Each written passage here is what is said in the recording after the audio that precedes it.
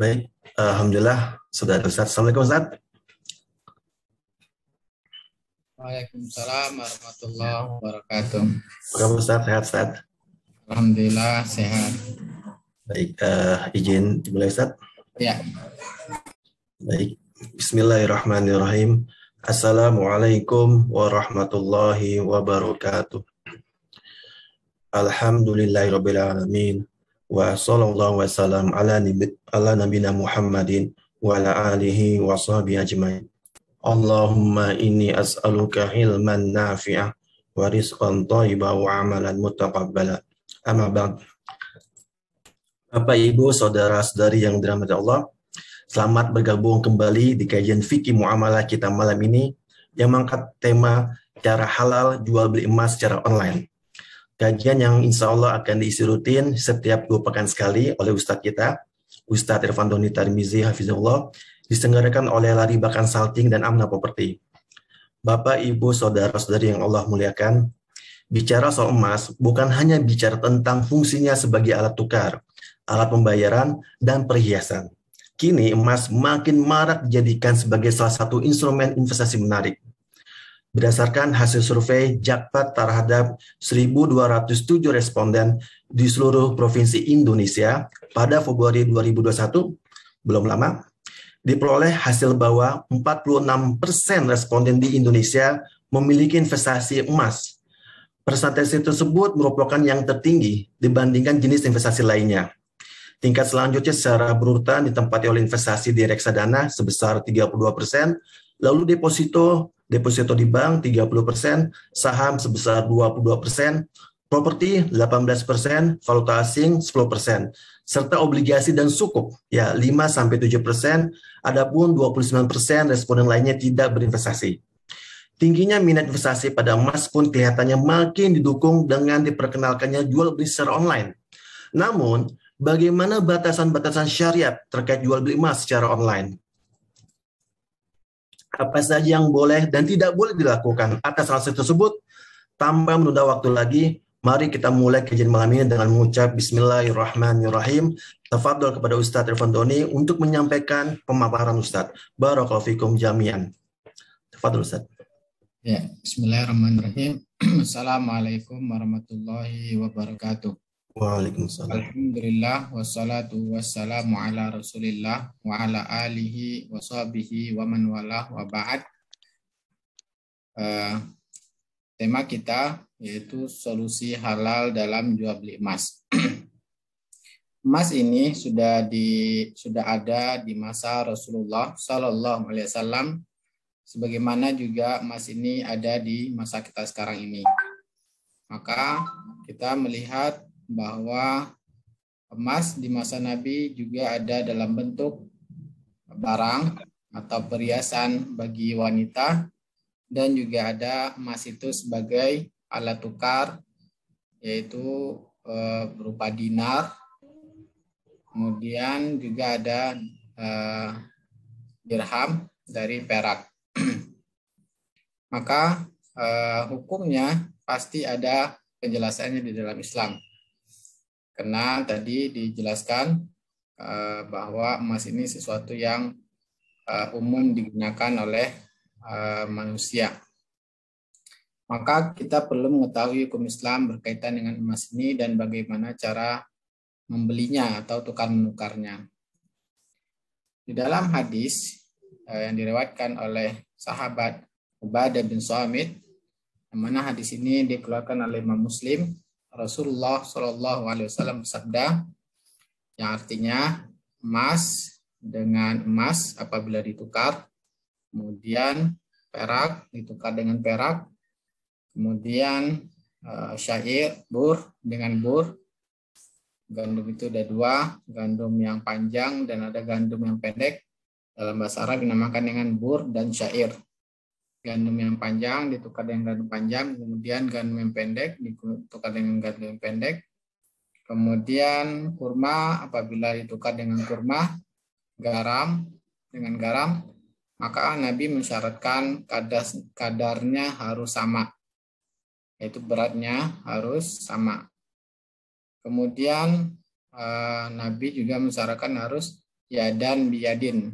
Artinya tangan diserahkan yang tangan, yaitu harus tunai. Artinya kedua barang harus diserahkan di tempat transaksi secara tunai. Tidak boleh ada yang tertunda. Kemudian Nabi menjelaskan kembali, فَإِذَا اخْتَلَفَتِ الْأَصْنَافُ فَبِيعُوا كَيْفَ شِئْتُمْ إِذَا كَانَ يَدًا بِيَدٍ. Apabila jenisnya berbeda, maka kalian boleh menukarnya berbeda kadarnya atau beratnya. Tetapi dasarkan harus tunai. Nah, para ulama dari hadis ini menjelaskan bahwa apakah bisa dianalogikan dari emas ini pada barang yang lain yang tidak disebutkan dalam hadis ini. Yang disebutkan dalam hadis yaitu emas, kemudian perak, kemudian gandum, dan kurma. Maka mayoritas ulama mengatakan bisa disamakan benda yang lain atau komoditi yang lain apabila ilatnya sama. Maka para ulama pun berusaha beristihad mencari apa ilat atau sebab keharaman pada hadis ini. Maka mayoritas ulama mengatakan pendapat kuat pada emas dan perak adalah sebagai alat tukar. Nah, alat tukar ini adalah ijtihad para ulama sebab haramnya. Sedangkan dalam teks hadis jelas menyatakan emas. Ya. Emas itu adalah merupakan komoditi ribawi yang sebabnya karena dia emas dia diharamkan. Maka kalau ditukar dengan perak, ya, yang beda jenisnya seharusnya harus tunai. Nah, kemudian yang sejenis dengan emas dan perak itu ada yang lainnya, yaitu alat tukar atau mata uang. Dan ini adalah pendapat mayoritas ulama, maka uang itu sama dengan emas. Nah, dengan demikian, ya, yang mana dalam hadis Nabi ini jelaskan emas itu secara umum. Secara umum, baik emas yang sebagai alat tukar maupun emasnya bentuknya barang atau perhiasan. Nah, oleh karena itu, dahulu para ulama sudah sepakat bahwa tidak boleh menukar emas perhiasan ditukar dengan emas alat tukar dinar, kecuali harus tunai dan harus sama. Ya, saya ulangi kembali.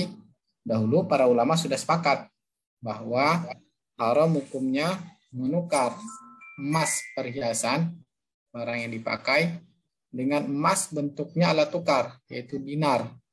Ya, dengan cara tidak tunai dan dengan cara yang berbeda beratnya. Dan pendapat kesepakatan ulama ini dinukilkan oleh Ibnu Hubairah, yang mana beliau wafat pada tahun 560 Hijriah.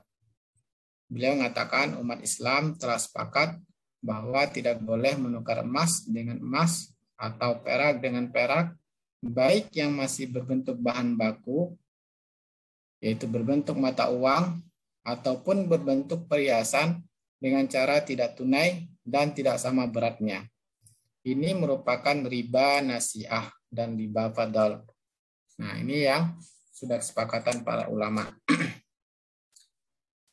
Nah, oleh karena itu, ya, Dewan Fatwa Ulama Kontemporer pun di berbagai negara, mereka mengatakan tidak boleh menukar emas, ya, dengan yang ilatnya sama seperti alat tukar rupiah. Ilatnya ini adalah sama alat tukar. Bagaimana emas dulu, ada yang berbentuk perhiasan dan ada yang berbentuk alat tukar, yaitu dinar. Maka alat tukar kita sekarang ini adalah uang. Maka di antaranya kesepakatan para ulama dunia yang diadakan oleh OKI pada tahun 1995 menyatakan bahwa haram hukumnya untuk menukar emas perhiasan dengan bukan perhiasan dengan ukuran yang tidak sama. Dan begitu juga IOV, lembaga yang mengatur dalam pelaksanaan perbankan syariah internasional, membuat aturan bahwa dilarang menukar emas dengan yang sama ilatnya. Yang sama ilatnya ini ada seperti uang, alat tukar, dengan cara tidak tunai.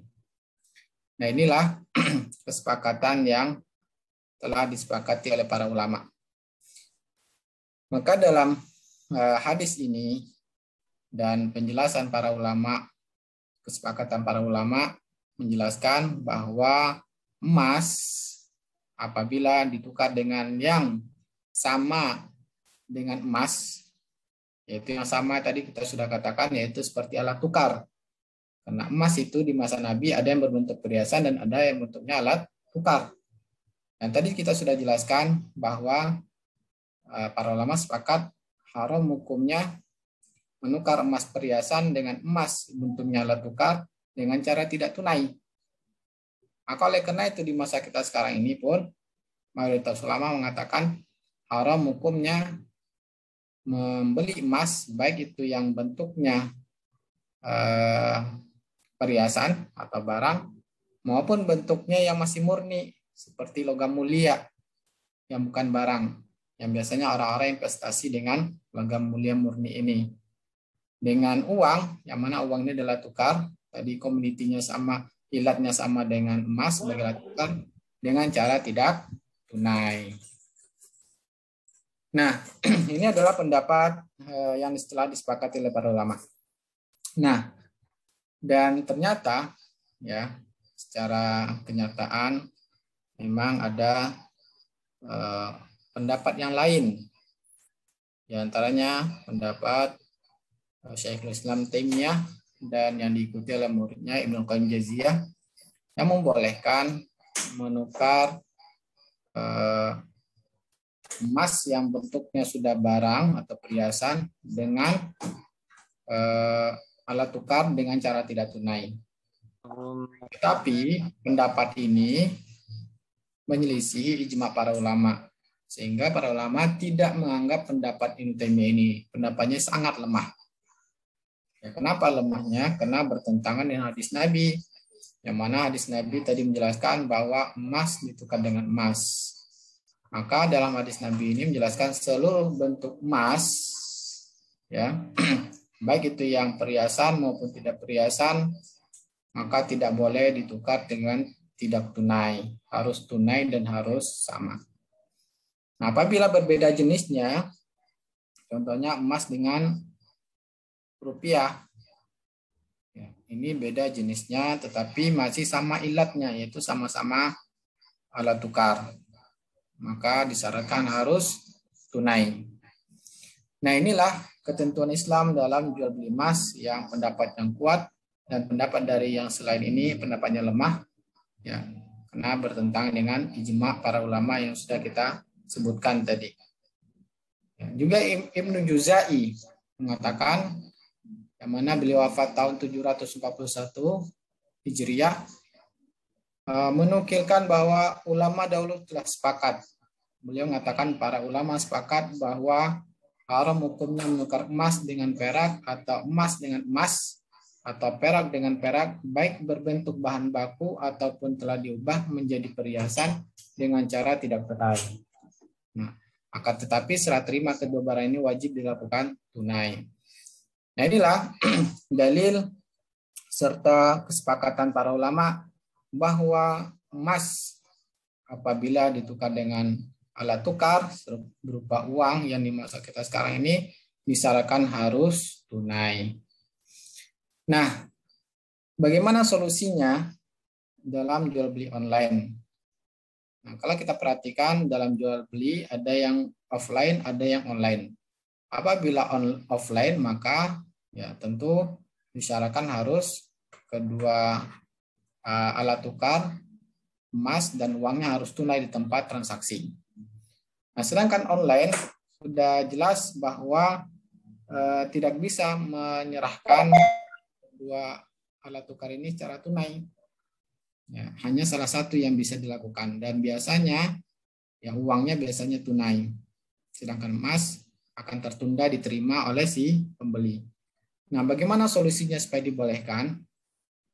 Nah, dengan cara online ini, sebagaimana tadi yang sudah diatur oleh syariat, disarankan harus kedua alat tukar tersebut tunai di tempat transaksi, maka sifat jual beli dalam online itu baru sifatnya pemesanan.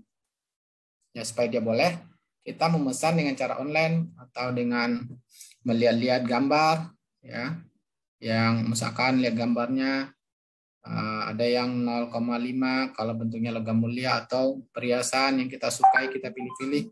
Nah, kita minta kepada penjualnya untuk mengirimkan emas tersebut pada kita, dan kita membayarnya tunai ketika emas tersebut berada di hadapan kita. Nah, inilah solusinya dalam jual beli emas dengan cara online. Wallahu ta'alam. Inilah materi yang singkat dan semoga bisa dipahami dengan baik. Dan selanjutnya kita akan diskusi dan tanya jawab. Baik Ustaz, syukron jazakallah khairan atas paparannya Ustaz. Baik, bagi Bapak Ibu, saudara-saudari yang dirahmati Allah, ini saatnya kita untuk sesi diskusi tanya jawab. Karena memang kita perlu kita maksimalkan untuk sistem jawab ini. Jadi bagi yang kita prioritaskan adalah yang raise hand terlebih dahulu. Namun kalau misalkan memang belum ada, kita akan ke chat. Alhamdulillah sudah ada dari Bu Pepi ya, Bu Pepi Selfie. Mas Rizky mohon dibantu. Oke, silakan Bu Pepi. Ya, Assalamualaikum Ustadz. Waalaikumsalam. Jadi gini, kemarin itu saya sudah baru melakukan transaksi pembelian cincin emas via online. Jadi berhubung itu barang ada di luar kota, sedangkan si penjual ada di Jakarta, dia minta DP dulu. Jadi saya melakukan pembayaran DP dulu untuk cincin itu. Karena cincin itu saya ubah ukuran, jadi itu masih ada waktu sekitar 1 minggu tertahan di sana. Tapi memang itu belum saya bayar lunas, baru DP aja. Nah, begitu cincin sudah selesai di resize, sudah mau dikirim sama penjual dari luar kota itu, saya disuruh transfer.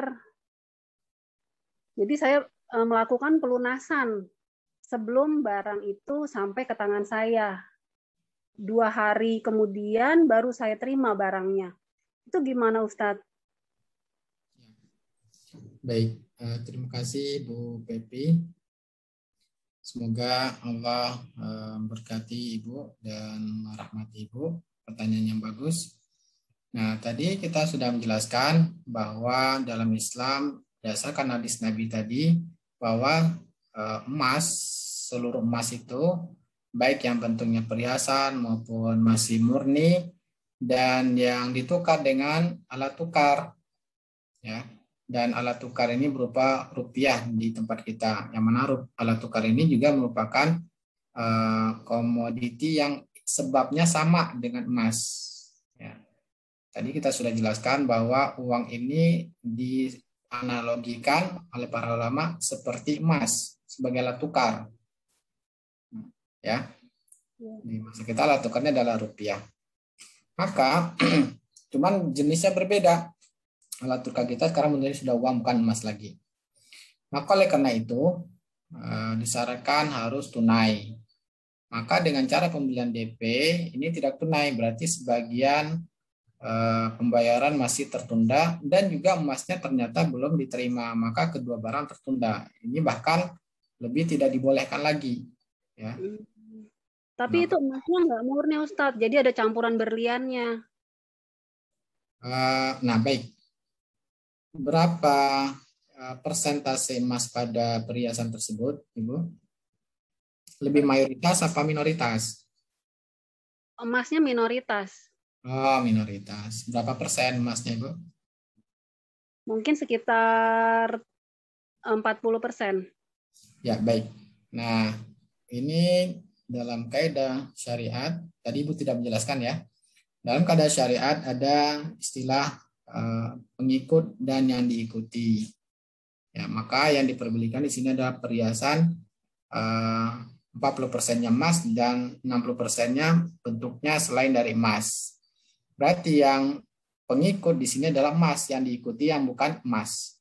Maka hukum pengikut, hukum emas ini mengikuti hukum yang bukan emas. Nah, berarti seandainya komoditi yang bukan emas ini adalah barang yang tidak termasuk komoditi ribawi, maka dia hukumnya seperti barang-barang yang lainnya. Boleh dengan cara tidak tunai dan dibolehkan juga dengan tapi Ibu bayar DP dan ini dia ada istisna Ibu ya. Emasnya dirubah dulu bentuknya ya, itu dibolehkan. Nah, sifatnya ini adalah jasa. Ada jual beli jasa yang mana merubah perhiasan tersebut bentuk yang lain sehingga akadnya dibolehkan dengan barang yang belum ada dan juga pembayarannya DP. Iya. Seperti kita membeli rumah yang belum ada rumahnya tapi sudah ada speknya rinci dan kita bayar DP, ini dibolehkan karena membeli jasa boleh dengan DP dan jasanya belum ada. Allah Ta'ala ya, semoga Ibu diberkati Allah Ta'ala. Amin, amin Ustaz. Jadi transaksi saya kemarin sah ya Ustaz? Sah. Tadi Ibu tidak menjelaskan sebelumnya. Ternyata ada tambahan bahwa emasnya yang bebas itu boleh. Ya, ada mata berliannya. Ya. Makasih banyak Ustaz. Jazakallahu khair.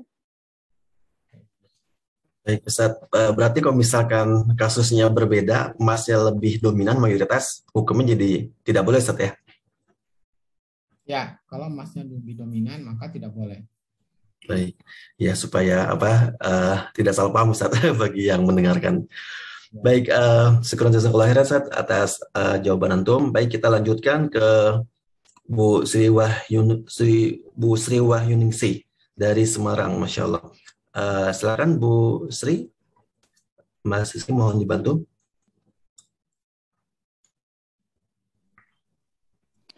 Assalamualaikum Ustadz.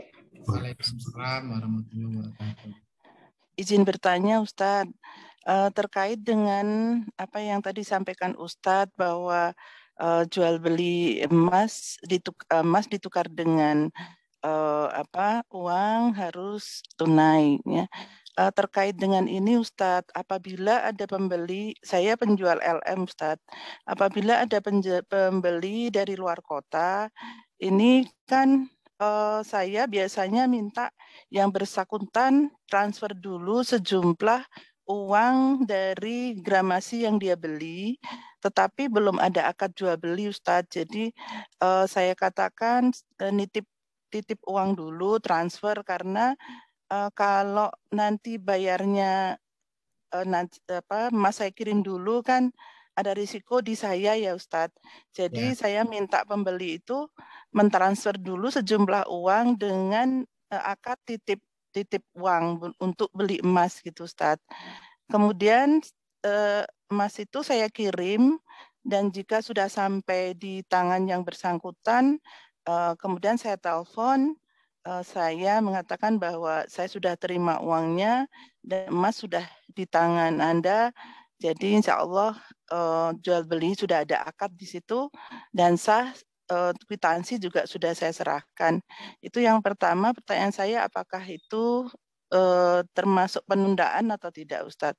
Yang kedua, boleh dua ya Ustadz pertanyaan? Bentar Ibu, sebelum yang kedua. Iya Ustadz. Jadi si pembeli tadi menitipkan uangnya ke siapa Ibu? Ke rekening saya Ustadz. Jadi saya memberikan nomor rekening,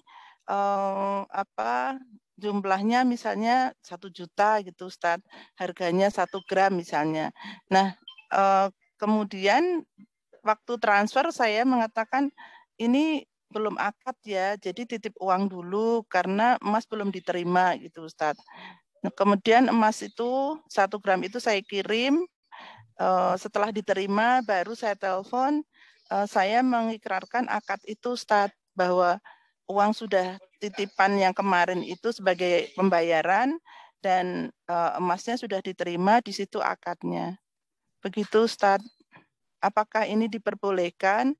Jika ini tidak, apakah bagaimana solusinya, Ustadz? Karena kalau tadi dari penjelasan Ustadz, kalau tidak salah dengar, harusnya emas dulu yang dikirim ya Ustadz. Kalau emas dulu yang dikirim, diterimakan, saya tidak ada belum terima transfer, kan risiko di penjual ya Ustadz. Begitu Ustadz. Kalau maksud saya tadi Ibu, emasnya dikirim tapi oleh orang kepercayaan penjual emas.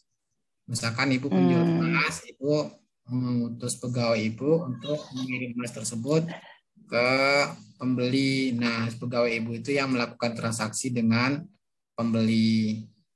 Nah, itu maksud saya. Oh iya. Itu misalnya di luar kota, Ustadz. Jadi kami memakai jasa kurir, Ustadz. Misalnya beberapa pengiriman ini kan ada yang khusus emas, IMX, ada juga ada yang lain, Ustadz. Baik. Kalau di dalam kota biasanya kami ya dengan COD itu, Ustadz. Baik, saya ini dulu Bu ya, tanggapi pertanyaan Ibu ya. Yang mana tadi si pembeli menitipkan uangnya ke Ibu ya, sebagai amanah. Tapi Ibu uangnya tadi masuk ke rekening Ibu ya. Iya Ustaz. Belum terjadi jual beli. Dan kapan akad jual belinya? Ketika uang sudah terima, Ibu telepon langsung pembelinya. Kalau emasnya sudah diterima Ustadz, kalau emasnya sudah saya kirim dan diterima oleh yang bersangkutan, baru saya telepon Ustadz. Jadi misalnya satu hari ya Ustadz, hari ini dia mengirim, kemudian emas itu saya kirimkan misalnya ke kota Solo begitu. Nanti sehari sampai begitu emas sudah diterima, dia akan memberitahu bahwa emas sudah diterima. Saat itu saya telepon untuk akad Ustadz. Ya. Dan Ibu katakan uang kemarin baru sebagai ini ya, sebagai titipan kemarin saya terima sebagai pembayaran, dan emas yang saya kirim itu barangnya yang dibeli, begitu Ustadz. Ya. Nah, wallahu ta'ala. Seandainya kalau dia tidak jadi misalkan belinya, gimana Bu? Nggak jadi deh. Saya ternyata uangnya perlu. Nah, gimana Ibu? Ya, itu resiko nanti emasnya saya harus kembalikan uangnya, Ustadz. Kalau emas belum saya kirim, uang saya kembalikan karena memang belum ada akad. Enggak, uang emasnya sudah diterimanya, Bu. Emasnya sudah diterima. Kemudian Ibu telepon, dia katakan, Ustadz, Ibu saya batalin Bu transaksinya. Emasnya saya kirim balik ke Ibu ya, uangnya saya kirim lagi saya, gimana Bu? Iya, alhamdulillah belum pernah terjadi Ustadz, tapi apabila terjadi saya ya menerima karena memang belum ada akad Ustadz. Jadi ya Mas saya minta kembali, uang saya transfer balik Ustadz. Alhamdulillahnya belum pernah terjadi Ustadz. Ya, tapi jika terjadi saya siap untuk mengirim transfer sesuai dengan jumlahnya Ustadz. Baik, untuk kasus Ibu ini Masya Allah, apakah solusi ini bisa? Saya tidak bisa jawabnya sekarang, karena sepertinya ini saya tidak bisa memutuskan, karena apakah benar uang itu hanya titipan, bukan sebagai pembayaran ke ibunya, ya. Tapi kalau seandainya dititipkan ke orang lain, bukan ibu, nah itu jelas titipan. Tapi kalau dititipkan kepada pembeli, saya saya tidak bisa. Iya Ustadz. Oh, apakah berbeda jika transferan itu misalnya ke suami saya itu berbeda ya Ustadz? Jadi misalnya ini kan selama ini saya masih begitu Ustadz, karena belum paham. Kemudian saya alihkan transferan uangnya itu dititipkan ke rekening suami saya. Apakah seperti itu lebih jelas dan bisa diperbolehkan Ustadz? Kalau suami ibu dengan ibu itu masih statusnya sama. Ya, status suami dengan ibu masih sama, masih orang yang sama. Oleh karena itu dalam Islam suami ke istri tidak boleh jadi saksi dengan anak juga tidak bisa direalisasi karena statusnya masih sama. Nah, Allah Ta'ala saya tidak bisa jawabnya. Masya Allah, luar biasa ya. Saya tidak bisa jawabnya. Mohon dimaafkan Ustadz. Ya, saya nanti boleh bertanya yang kedua Ustadz? Ya, silakan. Yang kedua Ustadz, saya kan ada reseller. Jika reseller tersebut ada konsumen, kemudian misalnya sejumlah gramasi dia tidak bisa membeli dulu, Ustaz. Walaupun reseller sebelum dia dulunya ada konsumen meminta membeli 10 gram. Kemudian saat itu dia tidak punya uang untuk membeli ke saya 10 gram. Kemudian akadnya nanti dengan saya, jadi saya yang maju ke konsumen, akadnya dengan saya, emas saya bawa, uangnya saya terima, kemudian setelah itu saya bagi hasil dengan reseller saya. Apakah itu boleh, Ustadz? Boleh. Dia berhak menerima itu. Ya, reseller ibu itu hanya sebagai marketer yang mencari konsumen dan ibu bagi keuntungan, boleh, itu boleh. Tapi dengan syarat jual belinya tunai ibu ya, emas dan uangnya tunai. Ya. Allah. Boleh ya Ustaz. Boleh. Jazakallah khairan Ustaz. Baik, Ustaz. Barakallahu fiik. Barakallah.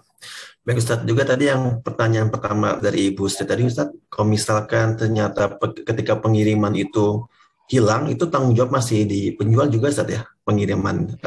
Ya kan, risikonya itu juga Ustaz ya. Ya, nah, risiko itu juga harus diperhatikan Ibu. Misalkan Ibu kirim, hilang emasnya di jalan, nah itu gimana? Nah itu, makanya Allah alam dengan cara uang Ibu terima sebagai titipan itu di sana ada subhatnya. Nah, tapi Allah alam saya tidak tahu lebih pastinya, itu perlu tanya para ulama, saya tidak tahu. Jika ini Ustaz, Afwan Ustaz, jika solusinya itu apakah diperbolehkan Ustaz jika kita menunjuk wakil Ustaz di sana Ustaz? Misalkan Ibu Sri mempunyai karyawan Ustaz, karyawannya sebagai wakil pembeli LM tadi Ustaz. Jadi dikirim uang ditransfer ke karyawan tersebut Ustaz. Lalu mereka berangkat atas wakilnya si pembeli Ustaz.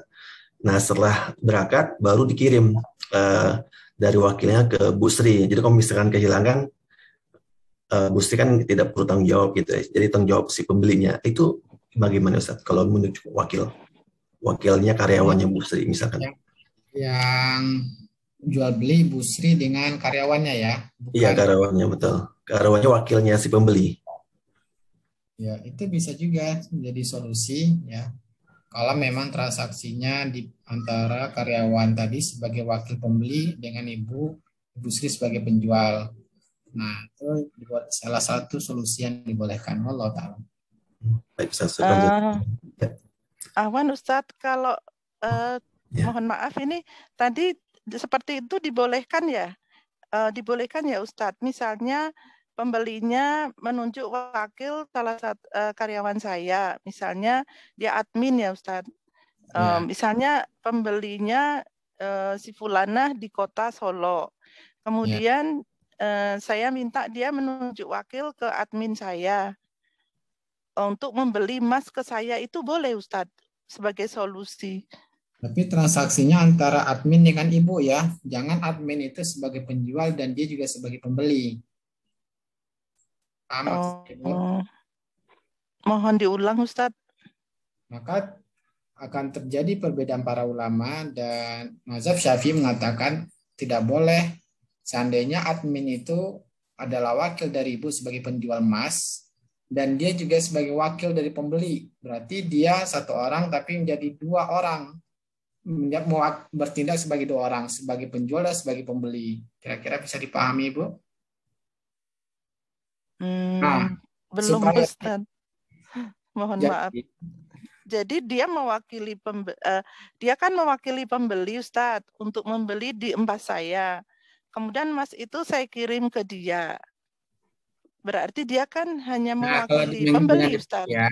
Kalau dengan demikian berarti dia hanya mewakili pembeli. Dan iya, ibu sebagai penjual itu dibolehkan. Nah, Ustaz. Ya. Jelas Ustaz. Barakallah. Yang tidak boleh ibu pun menyuruh admin itu untuk sebagai penjual. Mengirim. Dia yang penjual. Maksudnya setiap orang yang beli kamu yang layani ya. Dan yang pembeli pun menjadikan admin itu sebagai wakilnya, maka ini dalam mazhab Syafi'i tidak dibolehkan. Ya, Ustaz. Karena satu orang bertindak sebagai penjual dan sebagai pembeli. Allah Ta'ala alam. Ya. Paham Ustaz, insya Allah. Jadi itu solusinya ya Ustaz. Jazakallah khairan Ustaz atas jawabannya. Baik, syukran jazakallah khairan Ustaz. Alhamdulillah ada solusi buat Bu Sri dan teman-teman yang lainnya. Baik, silakan Pak Edi Yusuf ya. Mas Rizky mau dibantu? Silakan Pak Edi.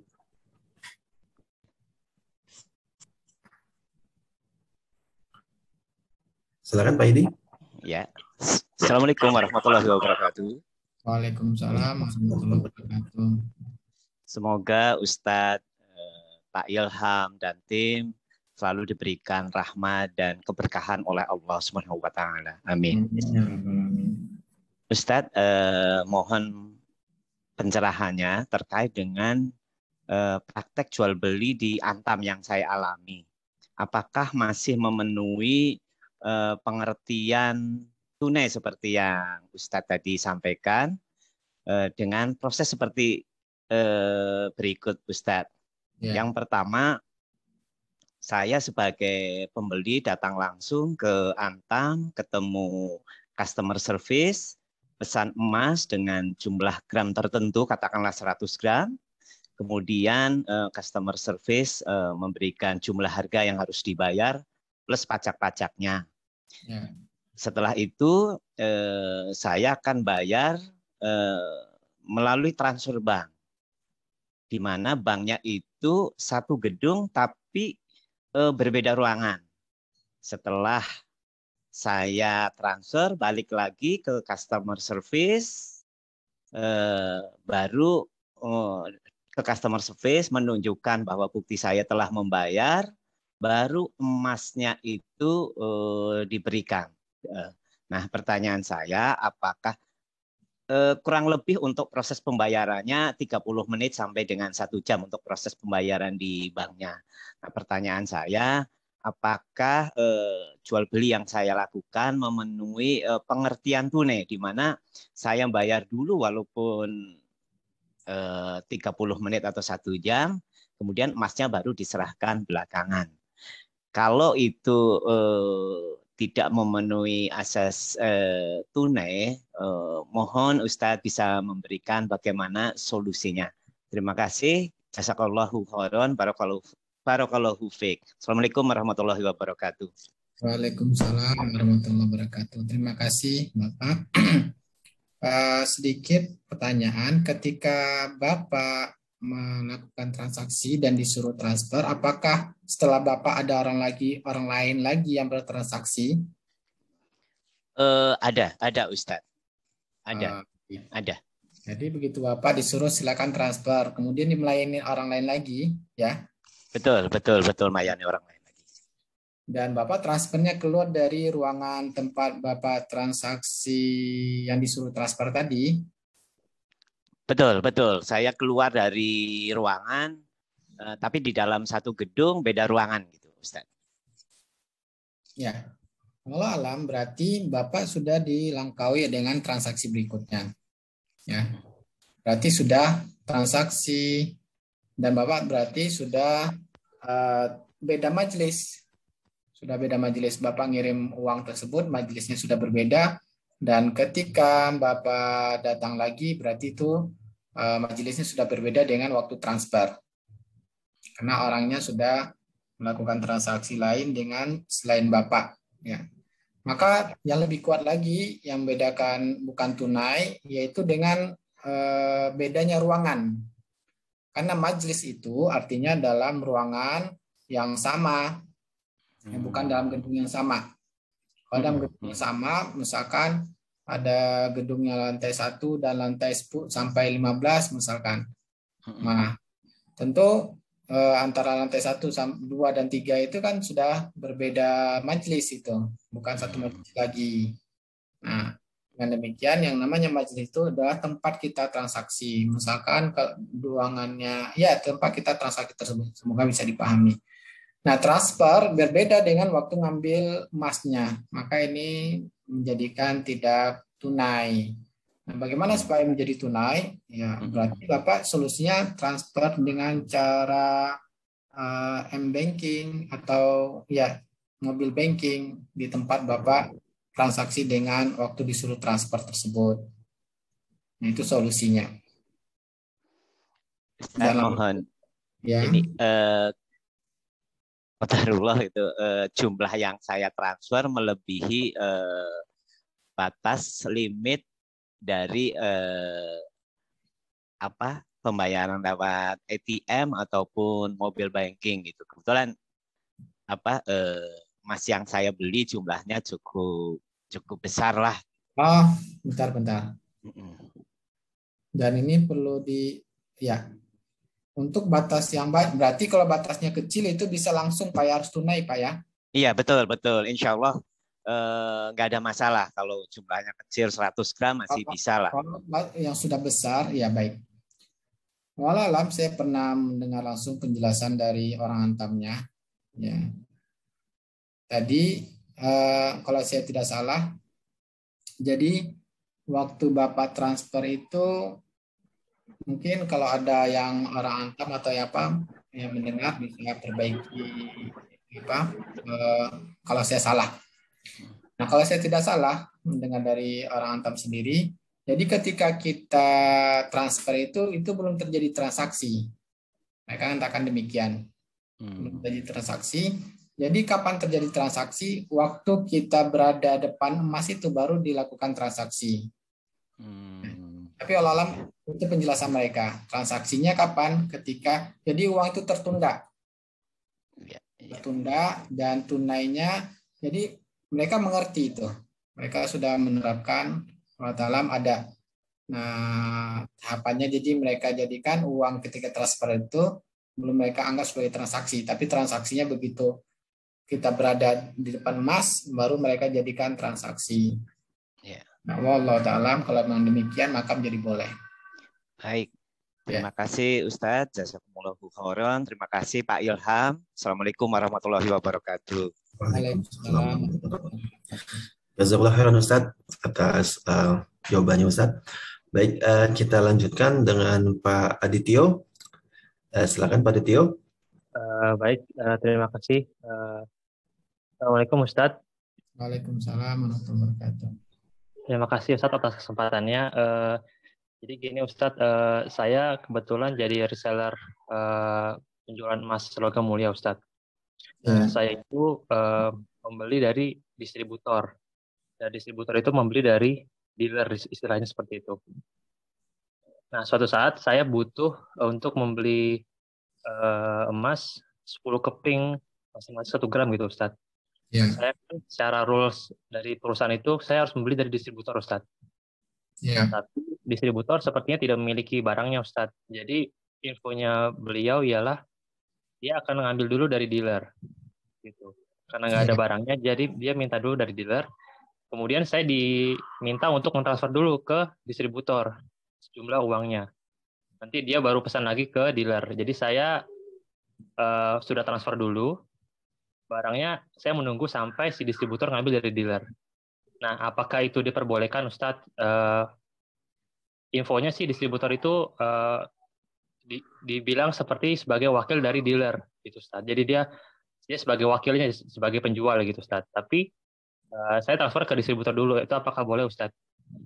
Transfer tunai Pak?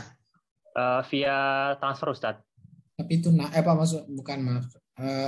lunas pembayarannya. Lunas Ustadz. Ya, tapi emasnya nggak diserahkan langsung Pak ya, baru dia ngambil emasnya setelah itu ke distributor ya. Ke dealer Ustadz. Jadi ke dealer. Nah, kalau demikian berarti tidak tunai. Ya. Yang mana Bapak sudah transfer, ternyata emasnya belum Bapak terima, maka tidak tunai ini. Oh, berarti nggak boleh Ustadz ya? Iya, maka solusinya ya suruh dulu dia, kalau memang dia distributor dari dealer, berarti orang kepercayaan, maka seharusnya dia boleh dong membawa emasnya dulu, ya, karena menjadi kepercayaan dari dealer. Nah, begitu sudah ada emas, baru Bapak beli. Nah, suruh dia menyediakan dulu emasnya. Oh, berarti distributor harus memegang emasnya dulu, baru saya nanti melakukan transaksi dengan distributor ya Ustadz ya? Iya, betul Pak. Nah, masih terkait dengan tadi Ustadz, pertanyaannya tadi juga, apakah boleh Ustadz dengan kondisi seperti itu distributor mengambil untung dari penjualan tadi Ustadz? Kan dia ditunjuk sebagai wakil Ustadz tadi. Kalau Ustadz tadi bilang solusinya kalau memang masih dibawa dulu sama distributor, kemudian dibawa dan transaksi dengan saya sebagai reseller, dan apakah boleh sebagai wakil dia mengambil untung atau selisih untung dari penjualan tadi Ustadz? Boleh, boleh. Boleh Ustadz ya? Iya. Oh, baik Ustadz. Cukup Ustadz, itu aja Ustadz. Terima kasih Ustadz. Jazakallahu khairan Ustadz. Iya. Waalaikumsalam warahmatullahi. Baik Ustaz. Ustaz Afwan, Ustaz tadi mau klarifikasi, Ustaz, untuk untungnya itu harus dikasih tahu kepada resellernya atau bebas saja, nggak perlu dikasih tahu Ustaz, sebagai wakil. Karena dia wakil, ya, maka biasanya itu kan ada dua cara. Bisa kamu pokoknya dari saya sekian, terserah kamu jual berapa. Nah, jadi bebas saja. Dan sudah makluf, misalkan kalau dia menjual lagi, tentu dia akan menjual lebih mahal. Ya, itu sudah makluf, maka boleh. Baik, kita lanjutkan. Ada sekitar 13 menit lagi untuk sesi tanya jawab. Silakan Bu Melia. Ya, Assalamualaikum Ustadz. Terima kasih atas kesempatannya. Saya mau menanyakan terkait ini lanjutan produknya Antam. Salah satu produk Antam itu adalah menyediakan berangkas Antam. Jadi prosesnya kita datang ke butik Antam untuk registrasi, kemudian nanti ke depan kita bisa transaksi online. Karena katanya dia menyediakan solusi keamanan bagi orang yang tidak punya berangkas di rumah. Jadi berangkasnya itu di Antam, dan mungkin orang-orang yang nggak bisa dapat safety deposit di bank gitu. Karena kan di Jakarta full tuh, suka full. Jadi ketika kita udah punya akses ke website berangkas Antam itu, kita bisa beli emas sejumlah tertentu, ada ininya, kita bayar dengan transfer, bisa. Kemudian otomatis ketika kita telah melakukan pembayaran dengan transfer virtual bank gitu, otomatis akan masuk saldo emas itu ke berangkas kita. Opsinya berangkas kita yang udah milik kita itu apakah boleh kita taruh di sana sebagai untuk keamanan, atau boleh kita request untuk kita cetak, tapi dicetak pun butuh berapa hari gitu, Ustadz. Nah, bagaimana transaksi kayak seperti itu, Ustadz ya? Tapi Ibu dikasih nomor seri emasnya? Yang diberikan nomor seri emas maksudnya? Oh, jumlah emas transaksi kita misalkan 25 gram. Hanya jumlah emas saja, tidak langsung memberikan. Kan emas Antam itu kan ada nomor serinya ya. Oh, gramnya aja Ustaz, gram sama nanti pembayaran virtual account itu aja. Jadi tidak dikasih nomor khusus emas Ibu itu ya, nggak dikasih ya. Karena setiap mencetak emas itu mereka akan memiliki nomor seri yang khusus. Ya, nah apabila para ulama dalam Ayofi menjelaskan dan termasuk tunai seandainya kita bayar transfer kemudian kita mendapatkan nomor seri emas itu, ya itu termasuk tunai. Nah, jadi kalau seandainya Ibu transfer uang dan Ibu mendapatkan konversi uang tersebut berupa emas dan emasnya itu ada nomor serinya dikirim ke Ibu sekian-sekian, maka itu dianggap tunai. Wallahu ta'ala. Tapi kalau tidak ada nomor seri, hanya jumlah nominal emasnya saja, maka ini menjadi tidak tunai karena emasnya tidak diterima. Maka solusinya bagaimana ya? Tentunya pihak Antam kalau ingin halal ya mereka harus mengirimkan nomor seri itu, nomor seri emas yang khusus itu sehingga dianggap tunai. Ya. Pada produk berangkas mereka. Kira-kira bisa dipahami, Bu? Iya. Oke, terima kasih Ustaz. Ya. Berarti nomor seri itu termasuk seperti sertifikat Ustaz ya kalau di Tata Ustaz ya? Iya. Baik, baik, baik. Baik Ustaz, jazakallahu khairan Ustaz. Kita lanjutkan dengan Pak Muhammad Solehin. Silakan Pak Muhammad Solehin. Assalamualaikum Ustaz. Waalaikumsalam. Ya, Ana ada pertanyaan Ustaz. Jadi beberapa waktu lalu kakak Ana membutuhkan dana dan ingin menjual emasnya. Qadarullah kondisinya sedang pandemi, jadi kakak Ana posisi ada di luar kota. Ana di Jakarta. Kebetulan adik Ana sekota dengan kakak Ana tersebut. Nah, adik Ana ibaratnya jadi perwakilan Ana di sana gitu, untuk membeli emas dari kakak Ana tersebut, karena memang untuk Ana niatnya membeli emas itu untuk membantu kakak Ana, Ustaz. Ya. Seperti itu. Jadi adik Ana ini perwakilan Ana dan menjadi orang kepercayaan Ana untuk membeli emas tersebut dan menyimpannya gitu. Sampai ya. Ana mungkin bisa bisa pulang gitu ya, bisa pulang ke sana untuk mengambilnya. Ya. Diperbolehkan nggak Ustadz? Pada saat akad kita melakukan video call, di posisi di sana ada Ana, ada kakak Ana, kita akad, lalu Ana transfer ke kakak Ana langsung. Gitu. Ya. Apakah diperbolehkan? Apakah itu tunai? Ya. Nah, ini adalah salah satu bentuk transaksi yang tunai. Jadi kita transfernya itu, dan untuk menerima barang kita minta perwakilan kepada adik kita. Ya, jadi emas diserahkan ke adik kita dan uang kita transfer diterima langsung dan kita masih dalam video call. Maka ini dianggap tunai. Nah, ini solusi salah satu solusi dengan cara jual beli online. Ya. Itu aja Ustaz. Jazakallah khair. Barakallahu fiikum. Jazakallah khair. Assalamualaikum warahmatullahi wabarakatuh. Waalaikumsalam warahmatullahi wabarakatuh. Mungkin sekitar 1-2 pertanyaan aja Ustaz. Ya. Silakan Pak Fahrul Azmi. Ya, Assalamualaikum Ustaz. Waalaikumsalam warahmatullahi wabarakatuh. Pak, mungkin 1 pertanyaan Pak buat yang lainnya, silakan Pak. Ya, tadi terkait yang nomor seri, misalnya kalau misalnya Ana mau beli dari e-commerce, sebelum Ana beli, Ana chat dulu penjualnya untuk minta nomor seri emas yang bakal dikirimin gitu. Jadi Ana bayar lewat e-commerce, habis itu penjualnya nanti ngasih nomor seri, nah habis itu dikirimkan beberapa hari kemudian gitu. Apakah boleh Ustaz? Jadi ya. Jadi Bapak bayar, kemudian Bapak dikasih nomor seri emasnya. Dan baru emasnya. Jadi sebelum beli, dicat dulu gitu, pastiin yang mau saya beli nanti ini nomor serinya dari penjual gitu. Baik, nanti itu saya bayar secara online gitu. Baik, iya. Masya Allah, pertanyaan bagus. Nah, ada tambahan penjelasan. Untuk emas yang pakai nomor seri ini, untuk emas yang tidak mungkin bisa diserah terimakan, misalkan kena ukurannya besar, Pak. Nah, biasanya kalau biasanya untuk beli jumlah besar itu kan nggak bisa dibawa. Nah, hanya dengan nomor seri saja itu yang dibolehkan oleh para ulama. Tapi kalau barangnya kecil bisa diserah terimakan, dipindah tangankan, maka tidak boleh dengan nomor seri.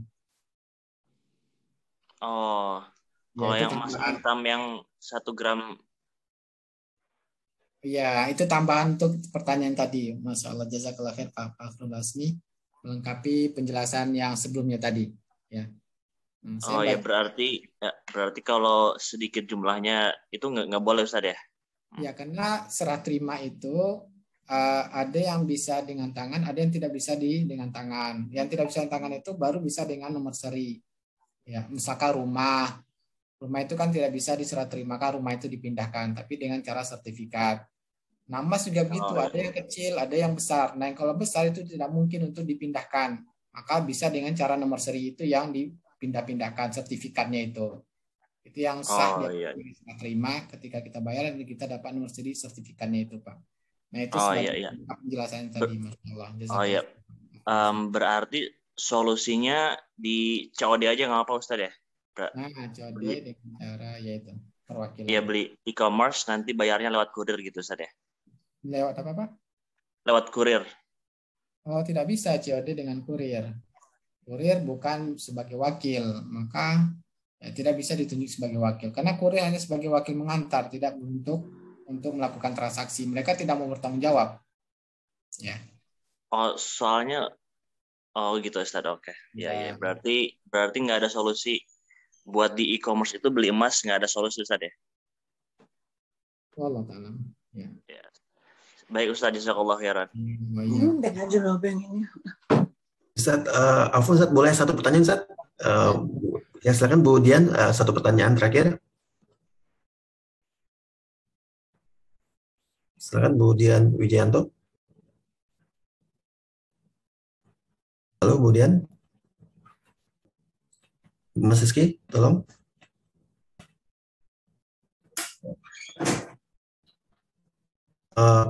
Pak Dian mungkin, Pak Dian Wijayanto, silakan. Buat Afwan. Mungkin cukup dulu Ustaz, mungkin ada respon. Baik, alhamdulillah. Terima kasih banyak Ustadz Irfan Doni atas ilmunya. Jazakallah khairan. Semoga menjadi ilmu yang bermanfaat bagi kita semua yang mendengarkan. Insya Allah sampai jumpa lagi di kajian berikutnya Bapak Ibu. Untuk informasi kajian serta informasi lain terkait lari bahkan salting dan amanah properti, Bapak Ibu dapat menyimaknya melalui Instagram, FB, LinkedIn maupun YouTube kami. Baiklah, mari kita tutup majelis kita kali ini dengan doa kafaratul majelis. Subhanakallahumma wa bihamdika asyhadu an la ilaha illa anta astaghfiruka wa atubu ilaik. Wassalamualaikum warahmatullahi wabarakatuh. Syukran Ustaz. Warahmatullahi wabarakatuh. Iyyakum. Jazakumullah khair. Barakallah.